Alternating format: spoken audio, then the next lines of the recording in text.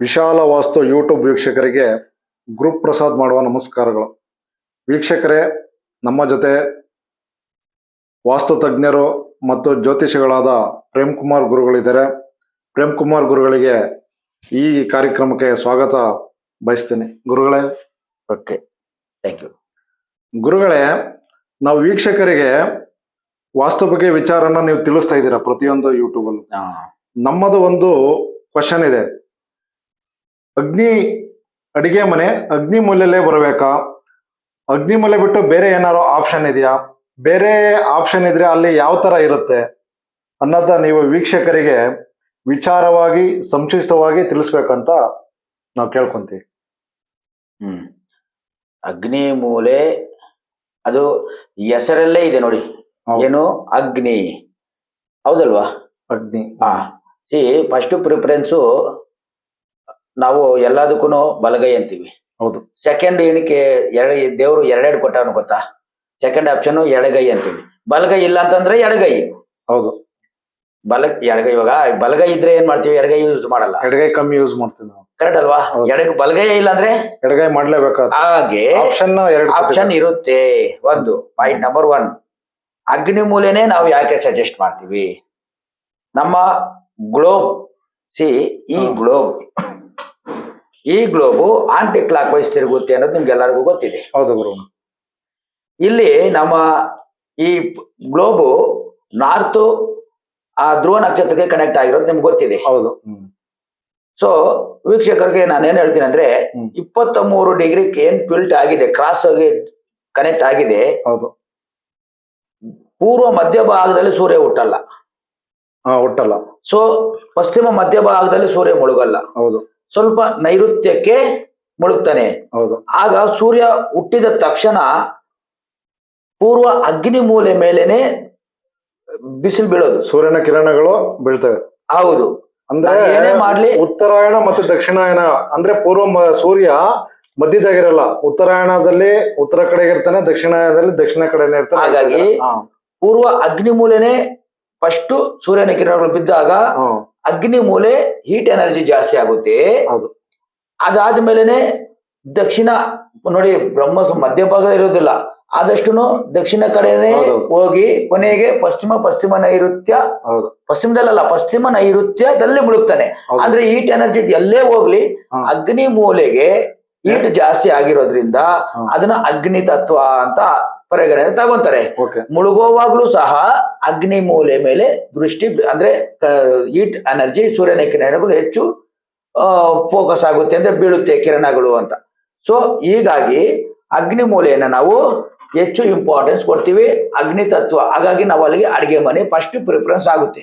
ಅಂದ್ರೆ ಸೂರ್ಯನ ಕಿರಣಗಳು ಉದಯಿಸುವಾಗ ಅಗ್ನಿ ಮೂಲೆಗೆ ಮತ್ತೆ ಮುಳುಗುವಾಗನು ಆ ಸೂರ್ಯನ ಕಿರಣಗಳು ಬೀಳೋದ್ರಿಂದ ಅದು ಅಗ್ನಿ ತತ್ವ ಅಂತ ಡಿಸೈಡ್ ಮಾಡ್ಬಿಟ್ಟಿದ್ದಾರೆ. ಅದಕ್ಕೆ ಅಡಿಗೆ ಮನೆಯನ್ನ ಅಗ್ನಿ ಮೂಲೆಯಲ್ಲಿ ಮಾಡಕ್ಕೆ ಅದನ್ನ ಫೈರ್ ಎನರ್ಜಿ ಅಂತ ಕರೀತಾರೆ. ಆ ಈ ಬಿಸಿ ಬೇಗನು ಬಿಸಿ ಆಗುತ್ತೆ, ಮತ್ತೆ ಆ ಬಿಸಿಯಲ್ಲಿ ನಾವು ಅಡಿಗೆ ಮಾಡಿ ತಿಂತೀವಿ. ಇದೊಂದು ಒಂದು ತತ್ವ. ನೆಕ್ಸ್ಟ್ ಸೆಕೆಂಡ್ ಆಪ್ಷನ್ ಅಂತ ಇದೆ. ಹೌದು. ಅದಕ್ಕೆ ಆಪೋಸಿಟ್ ಆಗಿರೋದು ಯಾವುದು ಅಂದ್ರೆ ವಾಯು. ಅಗ್ನಿ ಮೂಲೆಗೆ ಆಪೋಸಿಟ್ ಆಗಿರೋದು ವಾಯುಮೂಲೆ. ವಾಯು ತತ್ವ. ಅಲ್ಲಿ ಕೂಡ ಮಾಡಬಹುದು. ಹೌದಾ ಗುರುಗಳ? ಹೌದು, ಮಾಡಬಹುದು.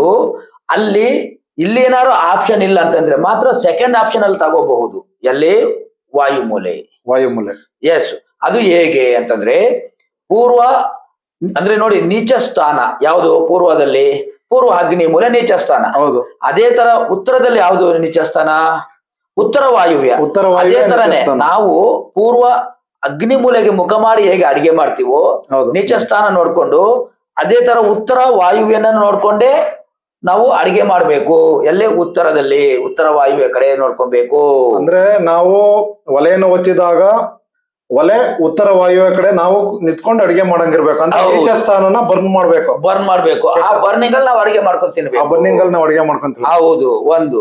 ಎರಡನೇದು ನೋಡಿ, ಇವಾಗ ಮನೆಗೆ ನೆಂಟರು ಕಡಿಮೆ ಇರ್ಬೇಕು, ರಿಸ್ಕ್ ಕಮ್ಮಿ ಆಗುತ್ತೆ. ಆಗಿದ್ದಾಗ ಅಗ್ನಿ ಮೂಲೆ ಉತ್ತಮ ಅಡಿಗೆ ಕೋಣೆ. ಎಲ್ಲಿ? ಮನೆಗೆ. ಅದೇ ಹೋಟೆಲ್ಗಾದ್ರೆ ಅಂದ್ರೆ ಜನಸಂದಣಿ ಮತ್ತು ಸಂಬಂಧಗಳ ಬೆಸ್ಗೆಗೆ ವಾಯುಮೂಲೆ ಬೆಟರ್ ಅಂತ. ಹೌದು. ಅಲ್ಲಿ ಟೇಸ್ಟ್ ಜಾಸ್ತಿ ಇರುತ್ತೆ. ರುಚಿನೂ ಜಾಸ್ತಿ ಇರುತ್ತೆ. ಹೌದು, ಒಂದು. ಎರಡನೇದು ರಿಲೇಶನ್ಶಿಪ್, ಜನಗಳು ಜಾಸ್ತಿ ಬರ್ತಾರೆ, ರಿಲೇಶನ್ ಬಾಂಧವ್ಯ ಜಾಸ್ತಿ ಬೆಳೆಯುತ್ತೆ. ಮತ್ತೆ ಜಾಸ್ತಿ ಬರ್ತಾರೆ, ಜನ ಜಾಸ್ತಿ ಬರ್ತದೆ. ಹಾ, ಅವಾಗ ವಾಯುಮೂಲೆ, ಹೋಟೆಲ್ಗೆ ವಾಯುಮೂಲೆ ಉತ್ತಮ. ವಾಯುಮೂಲೆಯಲ್ಲಿ ಮಾಡಿದರೆ ಅಂದ್ರೆ ವ್ಯವಹಾರ ದೃಷ್ಟಿಯಲ್ಲಿ ಜನರ ಸೆಳೆತ ಮತ್ತೆ ಟೇಸ್ಟಿಗೋಸ್ಕರ ವಾಯುಮೂಲೆಯಲ್ಲಿ ಅಡಿಗೆ ಮಾಡೋದು better ಅಂತ. ಹೌದು, ಅಲ್ಲಿ ಮಾಡಿದ್ರೆ ಅಡ್ಗೆ ಏನ್ ಮಾಡ್ತಾರೆ, ಎಲ್ಲ ಅವ್ರವರೇ ಪಬ್ಲಿಸಿಟಿ ಕೊಡ್ತಾರೆ. ಇಂಥ ಜಾಗದಲ್ಲಿ ಹೋಗಿ ನೀನು ಸೂಪರ್ ಟೇಸ್ಟ್ ಇರುತ್ತೆ, ಇಂಥ ಜಾಗದಲ್ಲಿ ಹೋಗೋ ಸೂಪರ್ ಟೇಸ್ಟ್ ಅಂತ ಅವ್ರವರ ಪಬ್ಲಿಸಿಟಿ ಕೊಟ್ಕೊಂತಾರೆ. ಅಂದ್ರೆ ಜನರ ಬಾಯಿಂದ ಜನರ ಬಾಯಿಗೆ ಹೋಗಿ ಆ ಜಾಗ ಹೆಸರಾಗುತ್ತೆ. ಹೌದು, ವಾಯುಮೂಲೆಯಲ್ಲಿ ಅಡಿಗೆ ಹೌದು. ಸೊ ಅದು ನಂಬರ್ 1. ಓಕೆ, ಈ ರೀತಿ ಅಗ್ನಿವಾಯು ಇದಕ್ಕೆ ನಂಬರ್ 1 ಅಂತ ತಗೋಬಹುದು. ಒಂದು ಕೆಲವು ಜಾಗದಲ್ಲಿ ನಾನು ನೋಡಿದ್ದೀನಿ, ಈಶಾನ್ಯದಲ್ಲೂ ಕೂಡ ಮಾಡ್ಬಿಟ್ಟಿದ್ದಾರೆ. ಈಶಾನ್ಯ ಮೂಲೆಯಲ್ಲಿ ಹೌದು, ಅಲ್ಲಿ ಜಲತತ್ವ ಇರೋದಲ್ಲ, ಆದ್ರೆ ಇದನ್ನು ಬೆಂಕಿ ಇಟ್ಬಿಟ್ಟವ್ರೆ. ಒಳ್ಳೊಳ್ಳೆ ಹೋಟೆಲ್ಗಳು ಕೂಡ ಡೇ ಬೈ ಡೇ ನೇಮ್ ಮತ್ತೆ ಫೆಮ್ ಎರಡೂ ಹೋಗ್ಬಿಡುತ್ತೆ. ಹೌದು, ಆಗ ಅವ್ರಿಗೆ ಆಪೋಸಿಟ್ ಆಗಿರೋರು ಕೂಡ ಬಂದು ಒಂದು ಹೋಟೆಲ್ ಓಪನ್ ಮಾಡ್ಕೊಳ್ಳೋದು, ಅದಕ್ಕೆ ಆಪೋಸಿಟ್ ಆಗಿ ಸೂಪರ್ ಆಗಿ ಮಾಡ್ತಾ ಇದ್ದಾರೆ. ಅವರು ಕೆಲವು ತುಂಬಾ ಅಯ್ಯೋ ನನ್ಗೆ ಆಪೋಸಿಟ್ ಜಾಸ್ತಿ ಆಗ್ಬಿಟ್ರು, ಎದುರಾಳಿಗಳು ಜಾಸ್ತಿ ಆಗ್ಬಿಟ್ರು ಅಂತ ಹೇಳ್ಬಿಟ್ಟು ಹೋಟೆಲ್ ಕ್ಲೋಸ್ ಮಾಡ್ಕೊಂಡವ್ರೆ. ಅಂದ್ರೆ ಈಶಾನ್ಯ ಮೂಲೆಯಲ್ಲಿ ಅಗ್ನಿ ತತ್ವವನ್ನ ಮಾಡ್ಕೊಳೋದ್ರಿಂದ ತನ್ನ ಸಂಬಂಧಿಕರು ಸ್ನೇಹಿತರಿಂದಲೇ ಇವರಿಗೆ ಆಪೋಸಿಟ್ ಆಗಿ ಖಂಡಿತವಾಗ್ಲೂ ಲಾಸ್ ಆಗೋ ಸಂಭವ ಇದೆ, ಮುಚ್ಚಿದ ಸಂಭವ ಇದೆ. ಹೌದು, ಕಂಡೋರ್ ತಿನ್ಕೊಂಡು ಹೋಗ್ತಾರೆ ಅಂತ ನಮ್ಮ ಇದು ಕಂಡೋರ್ಗೆ ಹೋಗುತ್ತೆ, ಕಂಡೋರಿಗೆ ಹೋಗುತ್ತೆ. ಹೌದು, ನಮ್ಮಿರೋದು ಸೀಕ್ರೆಟ್ ಕೂಡ ಪಬ್ಲಿಸಿಟಿ ಆಗುತ್ತೆ. ಅಂದ್ರೆ ನಮ್ಮಲ್ಲಿರುವಂತ ಟೇಸ್ಟ್ ಸೀಕ್ರೆಟ್ ಇರ್ತದೆ, ಟೇಸ್ಟ್ ಸೀಕ್ರೆಟ್ ಅನ್ನೋದನ್ನ ಪಬ್ಲಿಸಿಟಿ ಆಗುತ್ತದೆ. ನಮ್ಮಲ್ಲಿರುವಂತ ಕೆಲಸಗಾರರ ಬೇರೆ ಫಾರ್ಮುಲಾ ಅಂತ ನೋಡ್ರಿ, ಸೀಕ್ರೆಟ್ ಫಾರ್ಮುಲಾ. ಹಿಂದ್ಗಡೆಯಿಂದ ಬೆನ್ನಿಗೆ ಚೂರಿ ಹಾಕೋದು, ಇಲ್ಲಿ ತಿಳ್ಕೊಂಡ್ಬಿಟ್ಟು ಅಲ್ಲೋಗಿ ಅವರಿಗೆ ಪ್ರೇರೇಪಣೆ ಮಾಡಿ ಇನ್ನೊಂದು ಹೋಟ್ಲು ತರ ಮಾಡ್ತಾ ಇದ್ದಾರೆ. ಹೌದು, ಇದೇ ತರ ನಾನ್ ನೋಡ್ದಂಗೆ ಕೇರಳದಲ್ಲಿ ವಾಸ್ತು ನೋಡುವಾಗ, ಕೇರಳದಲ್ಲಿ ಹೆಚ್ಚು ಇದೇ ನಡೆಯೋದು ನೋಡಿ. ಈಶಾನ್ಯ ಮೂಲೆಯಲ್ಲಿ ಕಿಚನ್ ಇಡ್ತಾರೆ. ಈಶಾನ್ಯ, ಅದು ಯಾಕೆ ಗುರುಗಳ ಕೇರಳ ಕಡೆ? ಅದು ಅವರೊಂದು ಪದ್ಧತಿ, ಯಾರೋ ಒಬ್ರು ಪಂಡಿತರು ಹೇಳಿರೋ ವಿಚಾರ. ಅಲ್ಲಿ ಅನಂತ ಪದ್ಮನಾಭ ಸ್ವಾಮಿ ದೇವಸ್ಥಾನ ಇದೆ, ಹೌದೌದು. ಅದು ನೋಡಿ, ಆ ದೇವಸ್ಥಾನದಲ್ಲಿ ಈಶಾನ್ಯದಲ್ಲಿ ಕಿಚನ್ ಇದೆ. ಅಂದ್ರೆ ಒಂದು ಚೌಟ್ರಿ ತರ, ಬಂದವರಿಗೆಲ್ಲ ಅಡಿಗೆ ಇನ್ನೊಂದು ಮತ್ತೊಂದಕ್ಕೆ. ಆ ಪಂಡಿತರಿಗೆ ಅಲ್ಲಿರುವಂತಹ ಕೆಲಸ ಕಾರ್ಯದವ್ರು ಬರ್ತಾರೆ, ಪಂಡಿತರು. ಆ ಪಂಡಿತರೆಲ್ಲಾನು ಅಲ್ಲೇ ಒಂದು ಇದಿರ್ಬಾರ್ದು, ಕ್ಯಾಂಟೀನ್. ಅದು ಈಶಾನ್ಯದಲ್ಲಿದೆ, ಅಗ್ನಿಮೂಲೆಯಲ್ಲಿ ಇಲ್ಲ. ಈಶಾನ್ಯದಲ್ಲಿ ಅದಕ್ಕೋಸ್ಕರ ಅದನ್ನ ಅಳವಡಿಸ್ಕೊಂಡಿರೋದು. ಇವಾಗ ಏನಾಗಿದೆ, ಕೊನೆಗೆ ಅದರಲ್ಲಿ ಇರುವಂತಹ ನಿಧಿ ಕೂಡ ಚೋರರು ಒಮ್ಮೆ ಟಿಪ್ಪು ಸುಲ್ತಾನ್ ಕೂಡ ಒಂದು ಅದಕ್ಕೆ ದಂಡೆ ಎತ್ಕೊಂಡು ಹೋಗುತ್ತೆ. ಅಂದ್ರೆ ಚೋರ ಬರ ಆಗಿದೆ, ಅಂದ್ರೆ ಕಳ್ತನಕ್ಕೆ ಹೋಗಿದ್ದು ಅಂತ ಗೊತ್ತಾಯ್ತು. ಒಂದು. ಎರಡನೇದು, ಇತ್ತೀಚೆಗೆ ಗೌರ್ಮೆಂಟ್ ಕೂಡ ಅದನ್ನ ಹೌದಲ್ವಾ, ಅಂದ್ರೆ ಓಪನ್ ಮಾಡಿಸಿದೆ. ಯಾವ ಟೈಮಲ್ಲಿ ಎತ್ಕೊಳ್ತದೆ ಗೊತ್ತಿಲ್ಲ. ಅಂದ್ರೆ ಅದು ಫಾರ್ಮುಲಾ ಎತ್ಕೊಳ್ಬೇಕು ಅಂತ. ಅಂದ್ರೆ ಇನ್ನೊಂದು ಬಿ ಕೋಣೆ ಇನ್ನೂ ಓಪನ್ ಮಾಡಿಲ್ಲ, ಅದು ಕೂಡ ಓಪನ್ ಮಾಡ್ತಾರೆ. ಯಾಕಂದ್ರೆ ಫಾರ್ಮುಲಾ ಕಂಡಿಡ್ತಾ ಇದ್ದಾರೆ. ಅಂದ್ರೆ ಅದನ್ನು ಪಬ್ಲಿಸಿಟಿ ಅದ್ರ ಒಳಗಡೆ ಏನಿದೆ ಅನ್ನೋದು ಆಯ್ತಲ್ಲ, ಇದೆಲ್ಲ ನಾಳೆ ದಿನ ಇರೋದಿಲ್ಲ ಒಳಗಡೆ. ಇನ್ನ ಮುಗೀತಾ? ಸೋಯ ಸಾಕ್ಷಿ ಅಂದ್ರೆ ಈಶಾನ್ಯ ಮೂಲೆಯಲ್ಲಿ ಯಾವುದೇ ಆಗ್ಲಿ ಈಶಾನ್ಯ ಮೂಲೆಯಲ್ಲಿ ಫೈರ್ ಇರಬಾರದು. ಅದು ಜಲತತ್ವ ಇರೋದ್ರಿಂದ. ಮತ್ತೆ ಇನ್ನೊಂದೇನು ವಿಚಾರ ಗುರುಗಳೇ, ಅಗ್ನಿ ಮತ್ತೆ ಜಲ ಆಪೋಸಿಟ್ ಯಾವತ್ತಿದ್ರು. ಕರೆಕ್ಟ್. ಹೌದು, ಆ ಶತ್ರುಗಳು ಯಾವತ್ತೂ ಅಗ್ನಿ ಮತ್ತೆ ಜಲತತ್ವ ಶತ್ರುಗಳೇ ಹೇಳಿದ್ರಿ. ಕರೆಕ್ಟ್. ಆ ಶತ್ರುಗಳಾಗಿರೋದ್ರಿಂದ ನಾವು ಅಗ್ನಿ ತತ್ವದಲ್ಲೇ ಜಲತತ್ವದಲ್ಲೇ ಅಗ್ನಿ ತತ್ವ ಇಡಬಾರ್ದು. ಇಟ್ಮೇಲೆ ಈ ತರ ಸಂಬಂಧಗಳು, ಹೌದು, ಸಂಬಂಧಗಳು ಮತ್ತು ಸಂಬಂಧ ಹಾಳಾಗೋಗ್ಬಿಡ್ತಾರೆ. ನಮ್ ಜೊತೆಲಿ ಕೆಲಸಗಾರರೇ ಬೇರೆ ಕಡೆ ಹೋಗಿ ಕೆಲಸ ಮಾಡ್ತಾರೆ. ಇಲ್ಲಿ ಇನ್ನೊಂದು ಗುರುಗಳ ವಿಚಾರ ಏನಂದ್ರೆ, ನಾವು ಒಳ್ಳೊಳ್ಳೆ ಪ್ರೇಕ್ಷಣಾ ಸ್ಥಳಗಳು ನೋಡಿ ಜನಗಳನ್ನ ಅದೇ ರೀತಿ ಮಾಡ್ಕೊಳೋದ್ರಿಂದ, ಅವ್ರು ಮಾಡಿರೋದ್ರಿಂದ ಬೇರೆ ಜನಗಳು ದಾರಿ ತಪ್ಪೋದು ಅನ್ಸುತ್ತೆ. ನೀವ್ ಹೇಳೋ ವಿಚಾರದಿಂದ ಈಗ ನೋಡಿ, ಇವ್ರ ಮನೆಗೆ ಹೋಗಿದ್ದೆ, ಈ ತರ ಮಾಡ್ಕೊಂಡಿದ್ದಾರೆ, ನಾವು ಇದೇ ತರ ಈ ವಾಸ್ತುನ ಅಲ್ಲಿ ಈ ವಿಚಾರನ ನಾವು ಮಾಡ್ಕೊಳೋಣ ಅಂತಂದಾಗ ಅವನ್ ತಪ್ಪು ಮಾಡಿದ್ರೆ ಇವರು ತಪ್ಪು ಆಗ್ಬಿಟ್ಟು ಇದೇ ಕೆಟ್ಟದ್ದೇ ಜಾಸ್ತಿ ನಮ್ಗೆ. ಕಳ್ಳ ಇನ್ನೊಬ್ಬ ಕಳ್ಳನನ್ನ ಸೃಷ್ಟಿ ಮಾಡೇ ಮಾಡ್ತಾನೆ. ಹೌದು, ಹಂಗೆ ಕುಡುಕ ಇನ್ನೊಬ್ಬ ಕುಡುಕನನ್ನ ಸೃಷ್ಟಿ ಮಾಡೇ ಮಾಡ್ತಾನೆ. ಅದೇ ತರನೇ ಇದು ಕೂಡ. ಇತ್ತೀಚೆಗೆ ನಾನು ನೋಡ್ತಾ ಇರೋ ಮನೆಗಳಲ್ಲಿ ಬ್ರಹ್ಮಸ್ಥಾನದಲ್ಲಿ ಕೂಡ ಓಪನ್ ಕಿಚನ್, ಅದೇನೋ ಬೇರೆ ಕಡೆಯಿಂದ ಬಂದಿರುವಂತದ್ದು ಪದ್ಧತಿ. ಓಪನ್ ಕಿಚನ್ ಬ್ರಹ್ಮಸ್ಥಾನದಲ್ಲಿ. ಆ ಮನೆಯಲ್ಲಿ ಲೇಡೀಸ್ ಯಾವ ರೀತಿ ಇರ್ತಾರೆ ಅಂತಂದ್ರೆ ಡಾಮಿನೇಟಿಂಗ್ ಆಗಿರ್ತಾರೆ. ಸಿಕ್ಕಾಪಟ್ಟೆ ಅವರು ಅಮ್ಮವ್ರ ಗಂಡನ ಆಗ್ಬಿಟ್ಟಿರ್ತಾರೆ. ಅಯ್ಯೋ ಎಲ್ಲ ಅವ್ರದೇ, ನಂದೇನಿಲ್ಲ, ಇವರು ವೇಸ್ಟ್ ಫೆಲೋಗ್ ಆಗ್ಬಿಟ್ಟಿರ್ತಾರೆ. ಅಂದ್ರೆ ಅವರು ಅಪ್ರಯೋಜಕರಾಗಿರ್ತಾರೆ. ಅಂದ್ರೆ ಬ್ರಹ್ಮಸ್ಥಾನದಲ್ಲಿ ಸಹ ಅವ್ರು ಏನು ಹೇಳಿದಾರೆ ಅಂತಂದ್ರೆ, ಆಕಾಶ ತತ್ವ ಸೂರ್ಯ ಹೀಟ್ ಎನರ್ಜಿ ಅಲ್ಲಿ ಮಾಡಬಹುದು ಅಂತ ಹೇಳಿರೋದು. ಆಕಾಶ ತತ್ವ ಸೂರ್ಯನ ಕಿರಣಗಳು ಅಂತ. ಅಂದ್ರೆ ಅಲ್ಲಿ ಕೂಡ ಹೀಟ್ ಎನರ್ಜಿ, ಸೂರ್ಯ ಅಂತಂದ್ಮೇಲೆ ಹೀಟ್ ತಾನೆ, ಅದು ಕೂಡ ಮಾಡ್ಬೋದು ಅನ್ನೋದನ್ನ ಬ್ರಹ್ಮಸ್ಥಾನದಲ್ಲಿ ಕೊಟ್ಟವ್ರೆ. ಇಲ್ಲ ಗುರುಗಳೇ, ಬ್ರಹ್ಮಸ್ಥಾನದಲ್ಲಿ ಅಡಿಗೆ ಮನೆ ಕೊಟ್ಟರು ಬ್ರಹ್ಮಸ್ಥಾನನೇ ಓಪನ್ ಮಾಡ್ಕೊಂಡಿರಲ್ಲ, ಸೂರ್ಯ ಎಲ್ಲಿ ಒಳಗ್ ಬರ್ತಾನೆ?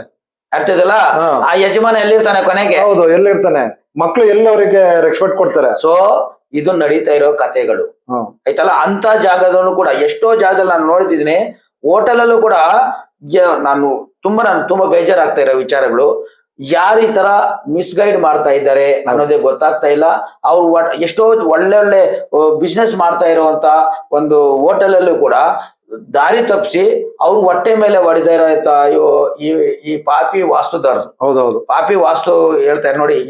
ಅವರು ನಿಜವಾಗ್ಲೂ ಅದ್ ಏನು ಕೊಟ್ಟಿದ್ದಾರೋ, ಆ ನಮ್ಮ ಭಾರತ ದೇಶ ಹಾಳು ಮಾಡಕ್ ಕೊಟ್ಟಿದ್ದಾರೋ, ಸಂಸಾರಗಳು ಹಾಳು ಮಾಡಕ್ ಕೊಟ್ಟಿದ್ದಾರೋ, ಯಾಕೆ ಇಲ್ಲ ಅವ್ರ ಮನೆ ಹಾಳು ಮಾಡ್ಕೊಂಡು ಅವರೇ ಹೋಗ್ಬಿಡ್ಲಿ, ಬೇರೆಯವ್ರು ಯಾಕೆ ಈ ರೀತಿ ಎಲ್ಲ ತೊಂದರೆ ಕೊಡ್ತಾ ಇದ್ದಾರೆ, ಯಾಕೆ ಮಿಸ್ಗೈಡ್ ಮಾಡ್ಕೊಳ್ತಾ ಇದ್ದಾರೆ, ಅವ್ರ ಮೇಲೆ ಅವ್ರ ಪ್ರಯೋಗ ಮಾಡ್ಕೊಳ್ಳಿ. ಗೊತ್ತಿಲ್ವಾ? ಗೊತ್ತಿಲ್ಲ ತಾನೆ, ಹೇಳ್ಬೇಕು.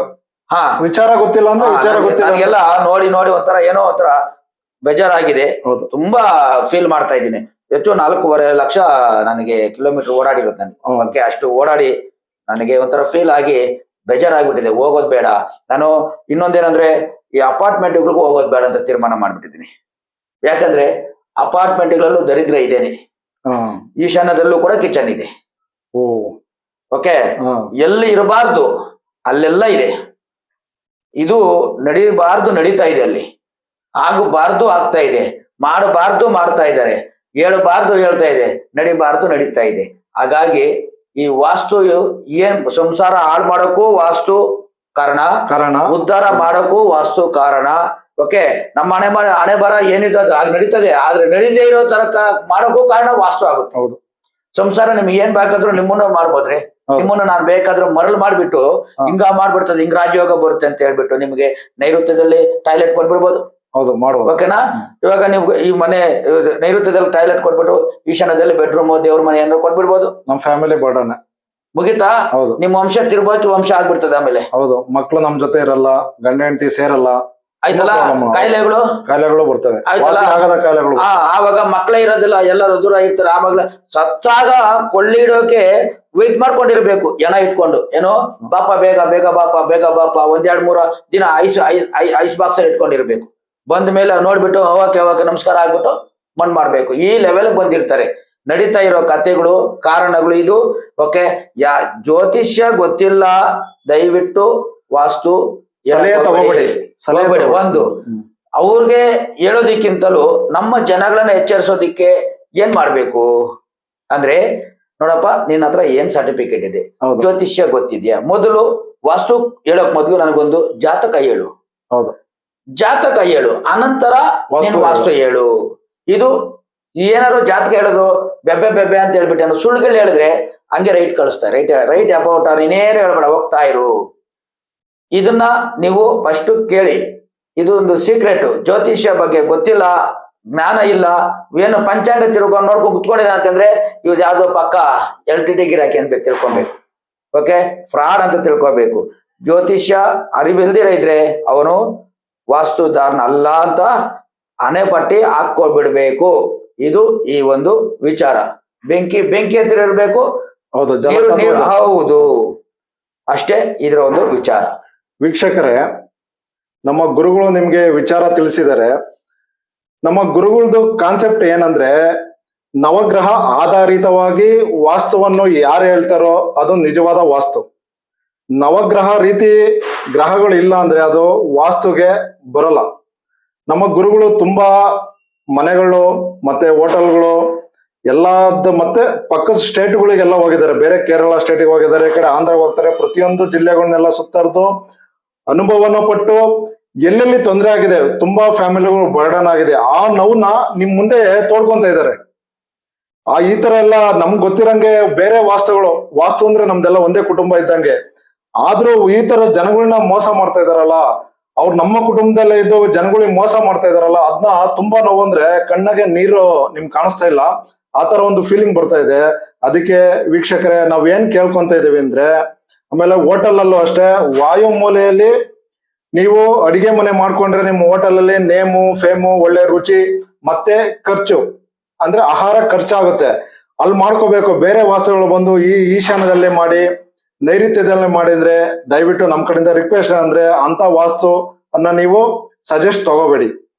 ನಿಮ್ಗೆ ವಾಸ್ತು ವಿಚಾರನ ತಿಳ್ಕೊಳಕ್ಕೆ ನಮ್ದು ವಿಶಾಲ ವಾಸ್ತು ಯೂಟ್ಯೂಬ್ ಇದೆ, ಸಬ್ಸ್ಕ್ರೈಬ್ ಮಾಡಿ, ಬೆಲ್ ಐಕಾನ್ ನ ಪ್ರೆಸ್ ಮಾಡಿ. ಎಲ್ಲಾ ವಿಚಾರಗಳನ್ನ, ವಾಸ್ತು ವಿಚಾರಗಳನ್ನ ಮತ್ತು ಜ್ಯೋತಿಷ ವಿಚಾರಗಳನ್ನ ನಮ್ ಗುರುಗಳು ನೇರವಾಗಿ ನಿಮ್ಗೆ ಫೋನ್ ಮುಖಾಂತರನು ಅವ್ರು ತಿಳಿಸ್ತಾರೆ. ಫೋನ್ ಮಾಡಿರೋ ಅವ್ರನ್ನ ಮಾತಾಡ್ತಾರೆ. ಯಾವ್ದೇ ತರದ ಖರ್ಚು ನಿಮ್ಮ ಹತ್ರ ಅಮೌಂಟ್ ಕೇಳಲ್ಲ, ಫ್ರೀಯಾಗಿ ನಿಮ್ಗೆ ಸಜೆಸ್ಟ್ ಮಾಡ್ತಾರೆ. ಅಂತ ಗುರುಗಳು ನಮ್ಗೆ, ನಮ್ಮೆಲ್ಲರಿಗೂ ಮತ್ತೆ ನಿಮ್ಗೆ ವೀಕ್ಷಕರು ಸಿಕ್ಕಿರೋದು ನಮ್ಗೆ ಖುಷಿ ಮತ್ತು ಪುಣ್ಯ ಅಂತ ನಾವು ಅನ್ಕೊಂತೀವಿ. ಗುರುಗಳೇ, ಈ ಕಾರ್ಯಕ್ರಮನ ಮತ್ತೆ ಈ ವಿಚಾರವನ್ನ ತುಂಬಾ ಚೆನ್ನಾಗಿ ನಮ್ಗೆ ಹೇಳ್ಕೊಟ್ರಿ. ನಿಮ್ಗೆ ತುಂಬಾ ಧನ್ಯವಾದಗಳು ಗುರು. ಧನ್ಯವಾದಗಳು, ಒಳ್ಳೇದಾಗ್ಲಿ. ವೀಕ್ಷಕರೇ, ಯಾರ್ಯಾರು ಈ ವಿಡಿಯೋ ನೋಡಿದ್ದೀರಿ ದಯವಿಟ್ಟು ಶೇರ್ ಮಾಡಿ, ಸಬ್ಸ್ಕ್ರೈಬ್ ಮಾಡಿ, ಬೆಲ್ ಐಕನ್ ಪ್ರೆಸ್ ಮಾಡ್ತಾ ಇಲ್ಲ ದಯವಿಟ್ಟು ಬೆಲ್ ಐಕನ್ ಪ್ರೆಸ್ ಮಾಡಿ ಸಹಕಾರ ಕೊಡಿ ಅಂತ ಕೇಳ್ಕೊಂತ ಈ ವಿಡಿಯೋನ ಇಲ್ಲಿಗೆ ಮುಕ್ತಾಯ ಮಾಡೋಣ. ನಮಸ್ಕಾರ. ನಮಸ್ತೆ. ಸರ್ವೇ ಜನ ಸುಖಿನೋ ಭವಂತು. ಒಳ್ಳೆದಾಗ್ಲಿ.